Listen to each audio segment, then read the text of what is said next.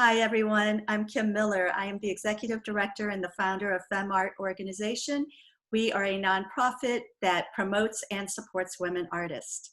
We are trying to cultivate a better society through women's visual voices. And today, you are going to be able to meet and be introduced to Dima Kroma. She is one of our upcoming artists in our show, Where the Wild Women Go. And that will be our first virtual show. We're very excited to introduce her to you because we're very impressed with her beautiful artwork.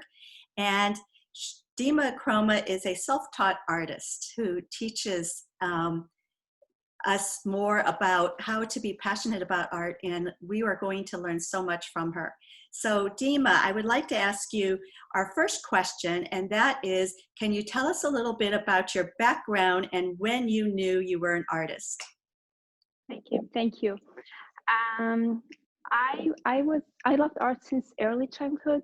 I was 3 years old when I started to draw everywhere at home, when my father's medical books and everywhere. So my mom realized that I love art, and she started to buy me art supplies. And the man in the library where she used to buy, or store, we call it library in Arabic, but it's actually a store, a small store. He asked her, "Ma'am, you're buying a lot of art stuff. Do you have an art school or what?" She told him, "No, I have a little artist at home." And I started to draw and draw and draw all the time. But I've never painted before 15 years old. At 15 years old, I got a gift at oil paint, a box of oil paint, and I could not wait to start painting with it, but I didn't have a paintbrush. And I could not wait my mom to come home and take me to the store to buy a paintbrush. So I solved the problem and I painted with my fingers. And I got my first painting ever painted with fingers, and it's still there in Syria at our home. And I realized that this is my passion. I wanna keep doing it, not with fingers, with paintbrush. But yeah, and at that moment I realized that, and I started to paint, and I'm still painting till now. I studied informatics engineering, which is not related to art, and I was specialized in software engineering, which is programming and coding, computer programming. It's not related to art, but I found that science and art are related somehow, because if you are creative in art, you can be creative in science also. So there's a connection between them, and I love this combination.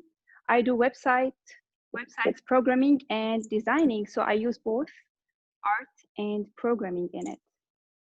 Dima, that is awesome. And actually, I'm glad that you brought up about the connection between science and art, because I have taught art and I have taught lessons, and medical doctors have joined my classes because they said that creating art helps them to be more creative in their medicine or in their practice. So I love that you are bringing up the connection between the two. That's correct, yeah. And I was featured at Mosh last summer in the Art Infusions program, and that was about this, the relation between science and art, because I am both.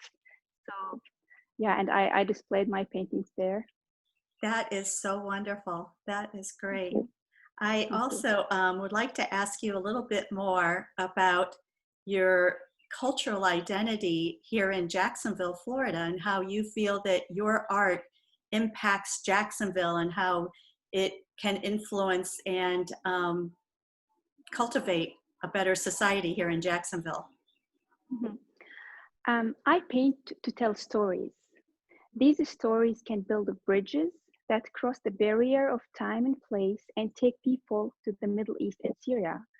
So I paint people, professions, places, even food. There's always a story behind my painting, and I love to tell these stories in my social media, through my social media, or in the art exhibition. So people engaged with these stories. They open discussions with people. And some people told me it had changed their perspective on the Middle East. They knew more about that culture that they knew a very little about. And some people told me they wish they heard these stories long ago. So this message, I'm carrying this message to tell people about this culture because they knew a very little about.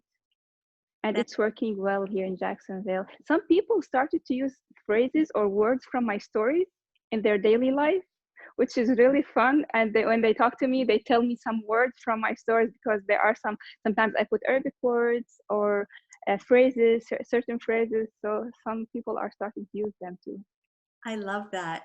You are making a difference here in Jacksonville locally, and Oh, thank your you. art is so important. And I'm so glad that you also mentioned that you were in a show at the Mosh. The more people get to see your stories, the more they get connected to that visual voice. And I Sure. think your voice is really needed today. So I Thank am you. going to ask you the next question, which is going to take your voice to a broader audience. And that is because Where the Wild Women Go is going to be our first virtual art exhibition for FemArt. And we are going to have your voice available, your visual voice available throughout the world. It is going to have a global access to anyone who has access to the internet. So can you tell me how you are hoping, as much as you had mentioned that locally here in Jacksonville, they're learning more about the Middle East, how do you believe that your artwork will impact globally in different countries to understand more about our world through your art? Mhm. So I told you that I paint most my homeland mostly in my paintings, but also Florida is my homeland, not only Syria, because I've been living here for a long time. So I paint both, and it works in two directions. So people in the Middle East can learn about Florida through my paintings also. I painted Jacksonville, and the same people around the world can know about Florida. They can know about the Middle East. There's always something new to learn from my paintings because I don't just put the painting and that's it. There's always information to give. So now through this exhibition, because it's going to be global, yeah, people will learn something new. That's wonderful.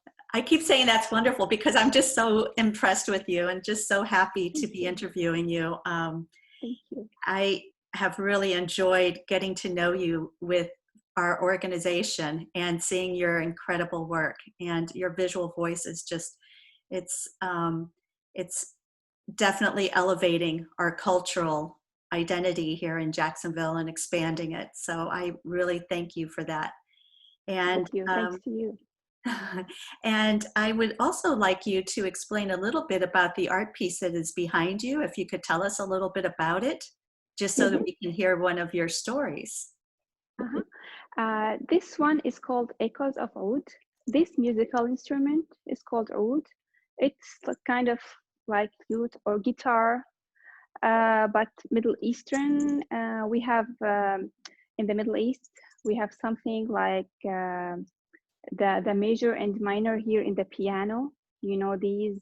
We have something called maqam in Arabic. So this maqam will tell you whether it's sad music or happy music.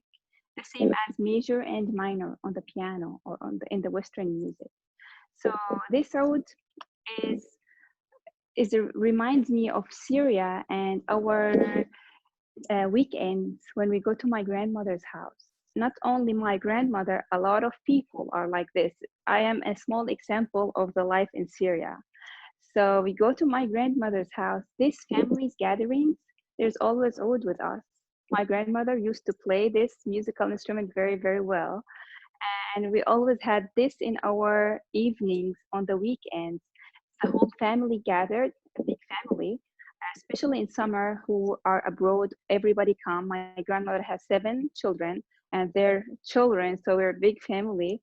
And we gather and we have this musical nights or evenings, a lot of fun.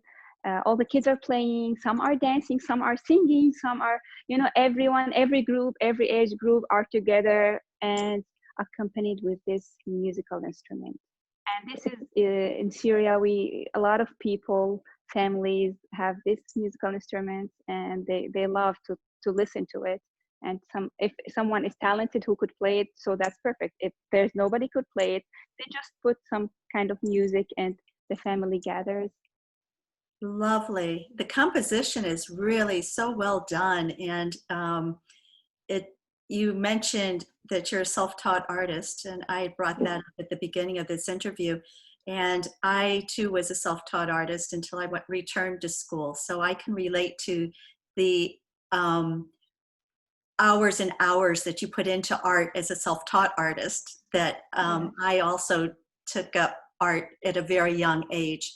So I think many people who say they're a self-taught artist, I think some people don't realize how you get to that level being Mhm. self-taught, and it shows that you have a remarkable skill and a remarkable mind to be able to have a composition that strong, and the use of the red chair is very powerful. So Thank I just you. love your artwork. I love how you create, and I really look forward to having you in our upcoming show, Where the Wild Women Go.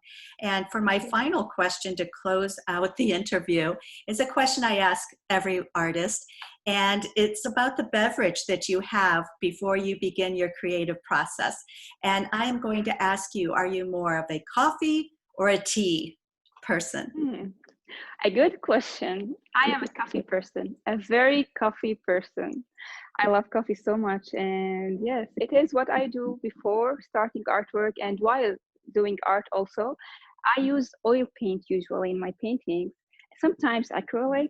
So sometimes I have to be very careful putting the coffee cup in front of me and the cup for the water for the paint. So sometimes I make this mistake and get the water cup and drink a sip, or putting my paint brush into the coffee also.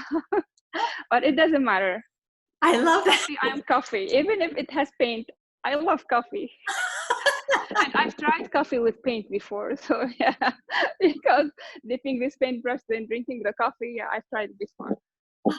Well, here is cheers to you that your coffee doesn't have paint in it. Oh yeah, that's good. That's better. It's better without paint. Yeah. Here's cheers to you, and thank you so much, Dima Thank Kroma, you. for being in our upcoming show and for being a part of our FemArt organization. And I just want to thank you for your time in this wonderful interview and getting to know you better.